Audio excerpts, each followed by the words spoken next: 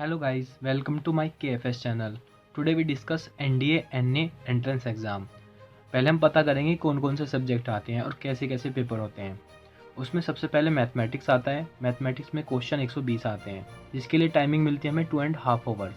Marks होता है वो 300 नंबर का पेपर होता है. फिर होता है GAT का पेपर जिसमें 2 पार्ट में होता है वो.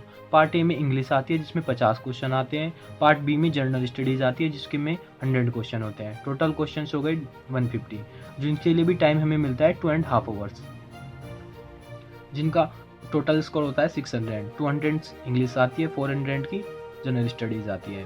तो टोटल पेपर हो जाता है 900 में से. फिर हम बात करेंगे GAT पोर्शन के बारे में.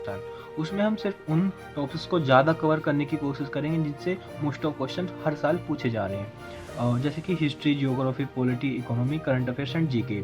इनसे 48 to 52 क्वेश्चंस पूछे जाते हैं.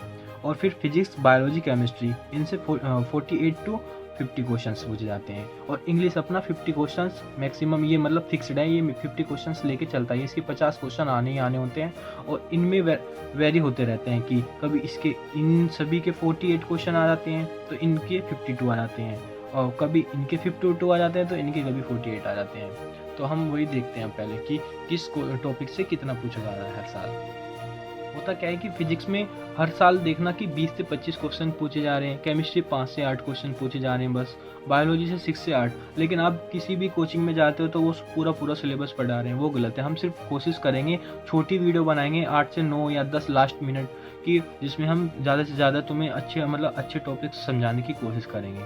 और फिर हिस्ट्री में देखो 20 to 23 होते हैं. इसमें मॉडर्न हिस्ट्री पर ज़्यादा अहमियत होती है कि मॉडर्न हिस्ट्री ही खुद 12 से 15 क्वेश्चन दे देती है, लेकिन पब्लिक लगी हुई है एंसेंट हिस्ट्री पढ़ने में, मिडिल हिस्ट्री पढ़ने में. और मॉडर्न हिस्ट्री में भी होता क्या है कि 1857 के बाद की हिस्ट्री ही ज़्यादा इंपॉर्टेंट होती है क्योंकि उससे ज़्यादा क्वेश्चन पूछे जाते हैं.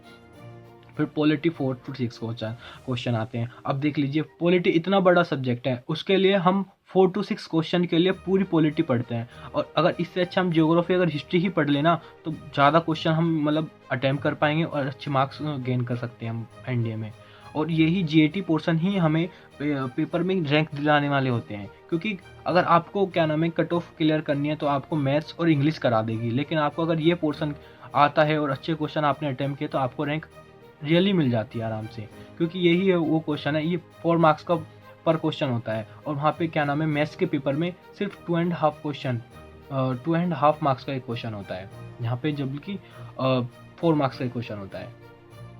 अब हिस्ट्री से 20 to 23 क्वेश्चन आते हैं, ज्योग्राफी से 20 to 24 आते हैं, पॉलिटी से 4 to 6 आते हैं, इकोनॉमी से 102. इसको तो छोड़ दो, इसको तो हम देखने वाले नहीं है. इससे सिर्फ ज़्यादा हम पंचवर्षीय योजना देख लेंगे last. Current affair 6 to 8 question आते हैं. हाँ, इसको मैं करा सकता हूँ अच्छे तरीके से आपको, इन सभी को कराएंगे वैसे, लेकिन हाँ जो ज़्यादा क्वेश्चन वाले, जिनसे कम पढ़ने से ज़्यादा क्वेश्चन अटैम्प्ट कर रहे होंगे, हम उन पर ज़्यादा जोर देंगे.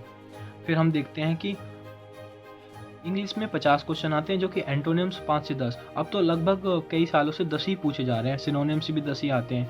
स्पॉटिंग द एरर्स 10 से 15, अब 10 ही पूछे जाते हैं. सेंटेंस इंप्रूवमेंट में फ्रेजल वर्ब्स और इडियम्स और सेइंग्स और correct form of verbs etcetera पूछे जाते हैं, जो कि 10 से 12 क्वेश्चन आते हैं. लेकिन अब 10 ही, ये भी कभी कम ही आते हैं, क्योंकि इनकी जो क्या होता है, वेरी होते हैं. ये या तो फिलर्स दे देंगे, ये फिलर्स 6 to 10 या सेंटेंस इंप्रूवमेंट दे देंगे. इडियम फ्रेजेस आ जाते हैं जो 5 से 10 या 10 मैक्सिमम होते हैं. फिर रिकन्स्ट्रक्शन ऑफ सेंटेंस हो जाता है जिसमें और पैराग्राफ्स हो जाते हैं, जो कि 2 से 10 क्वेश्चन पूछे जा सकते हैं. लेकिन अब पैराग्राफ्स तो ख़त्म ही कर दिए हैं, बहुत कम पूछे जाते हैं. और idiom phrasal, antonym, सिनोनियम, spotting the errors. अगर आपको इंग्लिश अच्छे मार्क्स गेन करने हैं तो आपको एंटोनियम, सिनोनियम्स और स्पॉटिंग द एरर्स और ज़्यादा इडियम फ्रेजल, इनको ही कर लो तो आप बहुत अच्छे क्वेश्चन अटैम्प्ट कर सकते हैं पेपर में. अगली वीडियो से हम धीरे धीरे एक सब्जेक्ट की वीडियो लानी स्टार्ट कर देंगे और इसको 2-3 मंथ में कंप्लीट कर देंगे. ये हमारा जो मोटिव है, हम अप्रैल 2022 के एग्ज़ाम के लिए कर रहे हैं. Thank you so much. अगर वीडियो अच्छा लगे तो लाइक कर देना, ना लगे तो मत करना.